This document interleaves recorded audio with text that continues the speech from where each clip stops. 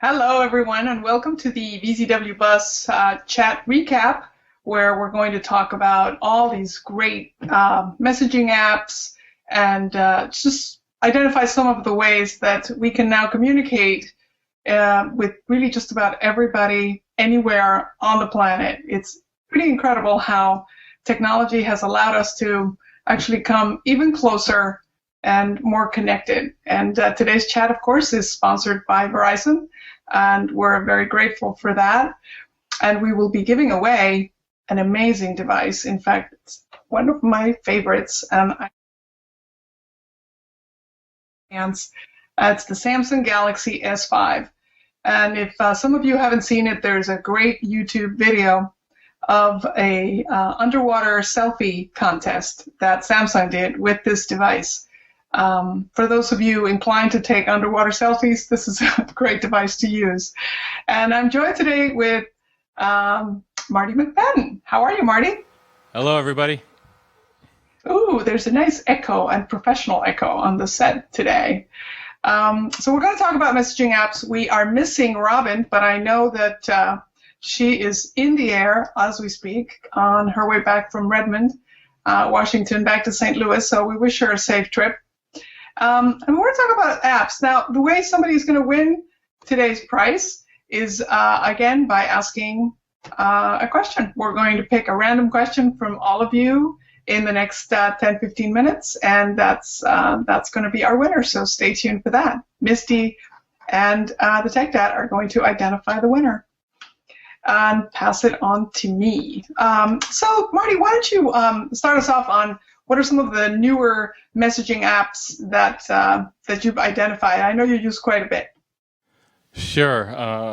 One I want to make everyone aware of, well, there's several, and really messaging, I think, is really the kind of the next frontier as far as social, really. It's like, instead of one-to-many, it's now one-to-one or one-to-small groups. One of our favorites, Misty and I favorites, is Viber. Viber. It's available on all platforms. And what's great about that is it's perfect for sending photos and messages, or even making free phone calls. And Misty, having family in the Philippines, obviously long distance would be very, very expensive. So that's tremendous to have that ability to do that. You can also send video, you can send text, any kind of messaging there is great. And again, and the other thing I want to make you aware of, I almost forgot, when we were at South by Southwest, we were with a group, and what was great about Viber is you can create these groups, whether they're permanent or whether they're temporary, and say you want to communicate where you're going to be at any particular time, and you just want to communicate with a small group, you can do that, and everyone gets it, everyone can join in on the conversation, which is great. Another app is, and you might be familiar with this, is Facebook Messenger. Now, Facebook for a while has had their messaging within the app itself, or within the site itself, and within the Facebook apps that you're all familiar with. But now, just recently, they announced they're breaking that out into a separate messaging app, which is important to realize. In fact, if you haven't gotten notice, you will. And I think everyone uses it on their mobile device. It's free, and all you need is Wi-Fi or internet access, and you can message between friends.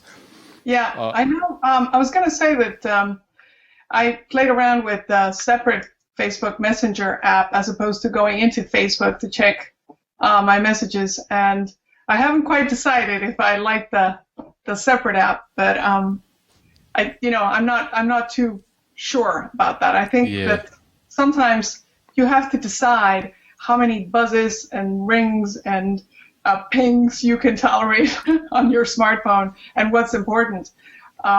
One of my favorite, actually, to be honest, has been, since we went to the Chicago Summit, has been Verizon Messages, and that has kind of simplified life completely. I know Robin's a big fan; she wrote a whole blog about it, which we shared on the chat. But I don't know if you've used it, but if you are on the plane, you can text via Wi-Fi. You can really create these, fun things with your texts. But also, it kind of keeps everything synced up. So if you want to answer someone on your mobile device, but then a text comes in and you're on your computer, you can reply from there. And I really found that to be really super useful. And I love Glimpse. That's also part of it, really, which is the way you can tell someone that you're on your way and where exactly are you. So if you want to say, Mom, I'm going to be there in 20 minutes, then send a glimpse. That automatically will tell the recipient where you are and which way you're coming to where you're supposed to meet. I love that feature. That's great for families and people that, especially with teenagers going out there. I would imagine that would be great for parents, peace of mind, where I think they can actually see it on the map where they are, right? Yeah, you can see on the map, exactly. And you can personalize messages and all that. But certainly, if you're a Verizon Wireless subscriber, I really encourage you to use Verizon Messages. It just makes, whether your family is on multiple OS, whether you're on Android or iOS, any kind of OS, you can actually use Verizon Messages, and it's really simplified life a lot on that end. How about Snapchat? I know Tommy TRC uses Snapchat. Have you used Snapchat? You know what? I think the only person I use Snapchat with, I think, is Tommy that you just mentioned. But it's funny. I think Snapchat sometimes gets a bad rap because of all the news about teenagers misusing it or people sending inappropriate pictures. And also the idea that the pictures can live on, even though they supposedly disappear. You got to be careful. People can very easily take screenshots, save them. And really the key with that is it's common sense. I mean, I think the service is great, and that's why it's so popular, is that you're able to send these messages directly to another person or a group, especially. Mm-hmm. And it's just, I think the ease of use also is another important aspect of it. And again, just use it with common sense, and I think it's got a great benefit. Yeah, I know one of the things that I really wanted to do was to learn Snapchat so that I could connect with my teen on that level as well. It's kind of important from that perspective to try to embrace some of these messaging apps to, there might be a lot of things that your teen or your kids of any age, your tween, will actually share when he or she's not necessarily looking at you.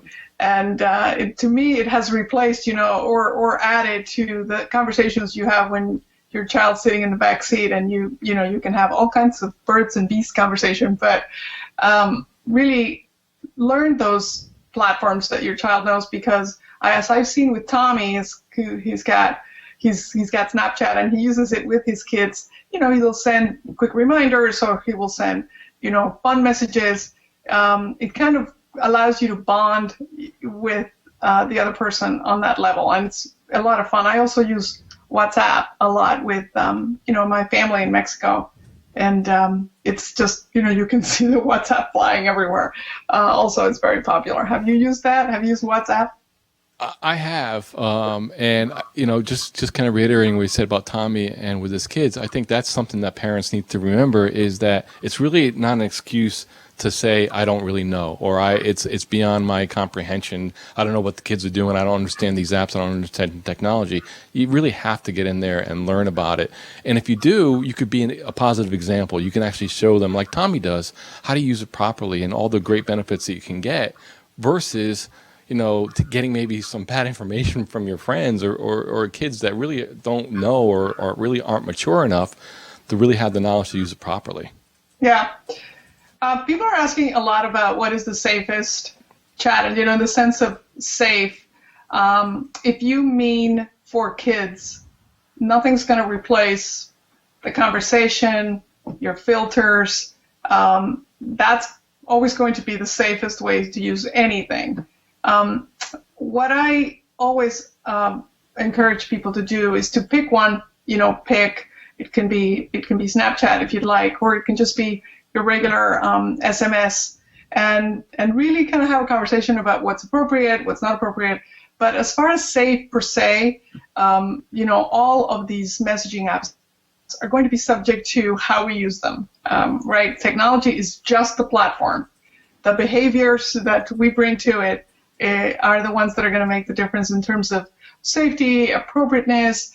I know many people have gotten in trouble for texts, and that runs the gamut from kids to many unfortunate adults that we all know. So it's really more about how you set up from the beginning some of the rules as to how far-reaching and permanent the internet is, and how everything, even though it says it'll disappear, it doesn't disappear, right? It's still there. Very, very true, Monica. You just mentioned something about staying safe. I have 3 tips that I've prepared in advance. Speaking about what's the safest messaging app, and like you said, they're all kind of the same. It really is depending on how you use it. One is, stay safe, communicate with people especially for younger kids and teenagers. That's especially important. Parents should know who their kids are talking to. Number 2, remember your etiquette. Don't add people to groups that you haven't asked, that you don't know. And this is especially true of Facebook groups. I don't know about you, Monica. I don't know how many times I get added to groups. I mean, it's like, where'd this come from? What about asking me? I have no problem, but you just can't add me to a group. Yeah. That's, I'm not sure if you get that. And number 3, remember, like you said, remember your digital footprint. Snapchat certainly is an app that advertises that it disappears within 7 seconds, 10 seconds, but it doesn't prevent someone from taking a screenshot and saving it. And frankly, once it's out there, it's on some server somewhere. I'll give you an example. Gmail. Google has tons of server space. Server space is cheap. It's all saved. Just, again, if you're not willing to put it out on a billboard or get out on the street corner and shout it out, then don't put it online, even if you think it's private. You just got to really keep that in mind, because again, Facebook, the rules can change. You never know, and the settings are hard to keep up with. So, just think before you post. Really, basically. Yeah, it's why the grandma rule, right? If you wouldn't want your grandma to see it, don't post it. It's always better to, if you're upset or if someone's annoyed you. If you just wait, if you wait till the next day to write something, if you wait to react, 99 times out of 100, you won't send it. And so, it's good to remember that sometimes we want to reply in the heat of the moment, and it's always better to pause. And that's a message we need to share with our kids as well. One of the things that I want to say, too, for our elders, we tend to talk a lot about our kids and our relationship with the kids and families. And for our elderly, the grandmothers out there, sometimes they live far away or they feel a little disconnected, even if they're just right across from town. And video chat tools are amazing right now. I know Skype is great. Google Hangouts are great. Marty, what do you think about that? Oh, I couldn't agree more. I think I was going to mention the third app I was going to mention is Google Hangouts, and we use Google Hangouts to put together this show.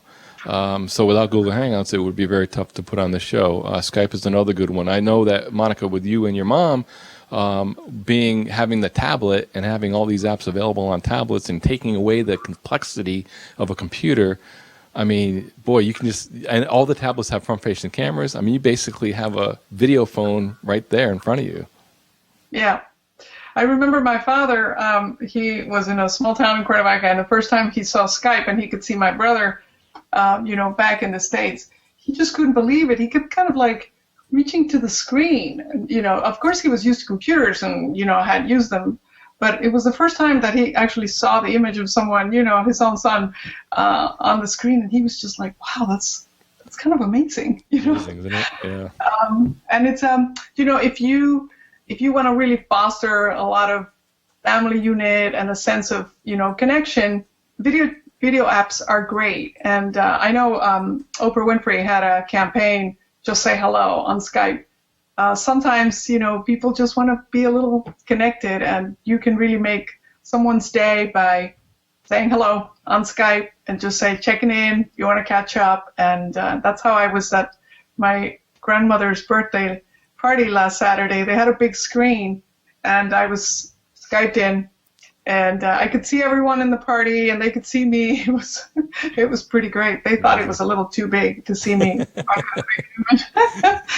But, I could see what they were doing, and it's obviously not the same, but it really kind of helps you stay close and connected. And if you already feel that, then share it, with others. Absolutely. there's a great link here I'm going to share, which is 10 things you shouldn't do on a social network, just in case you missed it from the chat. It's always good, again, to share it. Sometimes with a good friend, you can say, hey, by the way, here's something you should read. You can be subtle that way. Have you ever had something embarrassing, Marty? Come on, fess up. Oh, my goodness. He's going to say no. I don't know. I'm looking over here at Misty, who's doing the social here. Boy, if I ever did, I certainly would not want to admit it. That's for sure. So I don't know. So funny. Well, I tell you one thing I did once. I was on a stop sign. No, I was in a red light in LA. I remember this so well. My Sammy was sitting next to me, but she was much younger. She must have been maybe 10 years old or 11. And I was looking at something, and a message came in, and I just wanted to say back to our client, let me know if there's anything you want, if there's anything you need. And instead of anything, I typed any thong you need. Oh, boy. And so I sent it. And then I had Sammy hold the phone. I said, okay, when we get there, we'll see the rest of the message. So she's reading my text, and she says, Mommy, what's a thong? I'm like, where did you read that? Oh, my God. It's here on your text to Mr. So-and-so. I'm like, oh, great.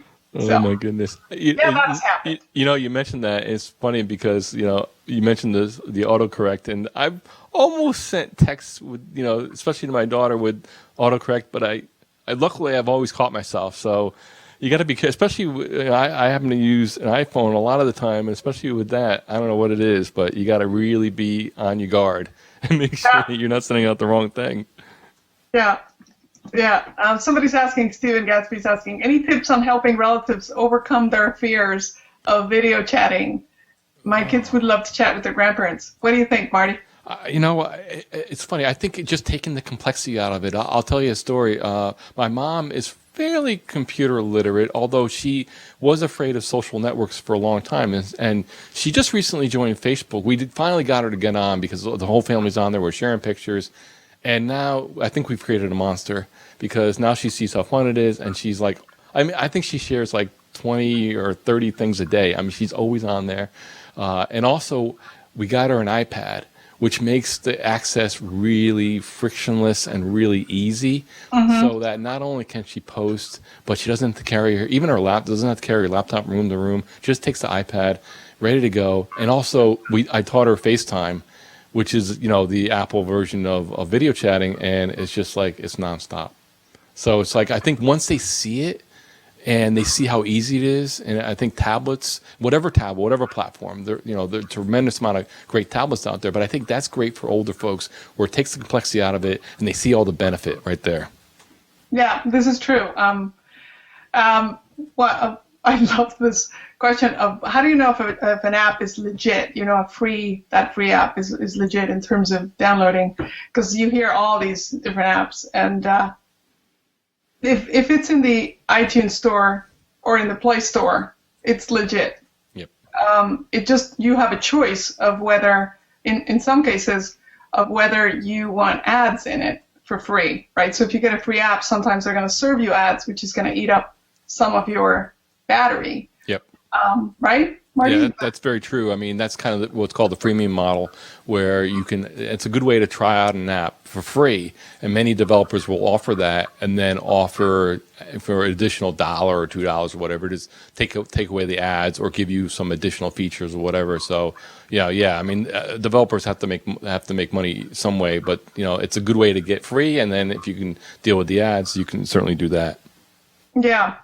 Tablets are great for the elderly and for very young kids. I've noticed the fact that they can touch the screen, both ends of the age group, makes a big difference. And so that's why I love tablets and with touch screen PCs now with Windows 8.1, so that you can easily swipe, and if you need to start or stop something, you don't have to wait for the command. So maybe that's another way to take the complexity, as you say, out of exactly. I think you have a great story with your mom, getting a tablet for your mom, and I like the idea of both ends of the spectrum, kids seem to gravitate toward tablets, to gravitate toward touch. And even for older folks who don't have a lot of computer experience, it's so intuitive. I mean, that's what you want to use, right? And if something's coming in pre-installed and you don't want it, it's actually quite easy to remove them, both on Android and on iOS, and also on the Windows Phone, which is, as you know, a really strong up-and-coming new operating system. We want to encourage all three to be super strong, because the more competition, the better it is. So we're going to pick a winner, Marty, unless you had some final words of wisdom that you'd like to share. Yeah, I think I'm good. So let's get to the prize. You still didn't share your most embarrassing moment. We're going to get that out of you one of these days. Either that or I'm going to have to ask Misty to share it with you. Now, you can video chat on your phone. So there are a lot of apps you can use on your phone to video chat. So somebody's just posting thong, thong, thong, thong. That's pretty funny. More goodies, 1, 2, 3. Yes, that was embarrassing.